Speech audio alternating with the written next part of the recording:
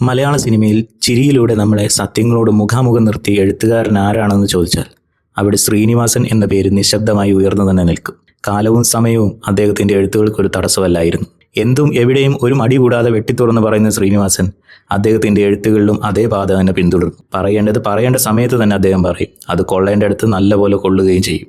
സന്ദേശം എന്ന സിനിമയിൽ അദ്ദേഹം രാഷ്ട്രീയം പറഞ്ഞത് പ്രസംഗങ്ങളിലൂടെയല്ലായിരുന്നു, ചിരിയിലൂടെയായിരുന്നു. അച്ഛനും മക്കളും തമ്മിലുള്ള വാദങ്ങളിൽ നമ്മൾ കണ്ടത് ഒരു കുടുംബകഥയല്ല, ഒരു സമൂഹത്തിന്റെ ചിത്രം തന്നെയായിരുന്നു. വടക്കു നോക്കി യന്ത്രം ഒരു തമാശ സിനിമയായി തോന്നാം, പക്ഷേ അത് ആണഹങ്കാരത്തെ, അസ്വസ്ഥമായ ഈഗോയെ മലയാള സിനിമയിൽ ഇത്ര ലളിതമായി അടയാളപ്പെടുത്തിയ മറ്റൊരെഴുത്തില്ല. ചിന്താവിഷ്ടയായ ശ്യാമള ശ്രീനിവാസന്റെ എഴുത്തിലെ നിശബ്ദതയുടെ ശക്തിയാണ്. വലിയ ഡയലോഗുകളില്ല, പക്ഷേ ഒരു സ്ത്രീയുടെ മനസ്സിലൂടെ ഒരു കാലഘട്ടത്തെ തന്നെ അദ്ദേഹം വരച്ചു കാട്ടി. നാടോടിക്കാറ്റിലെ ചിരിയും അക്കരെ അക്കരയിലെ നിരാശയും ഇതെല്ലാം അദ്ദേഹത്തിന്റെ എഴുത്തിൽ ഒരേപോലെ സത്യസന്ധമാണ്. ഹീറോകൾ വിജയിക്കുമ്പോഴും തോൽക്കുമ്പോഴും അവർ മനുഷ്യരായി തന്നെ തുടർന്നു.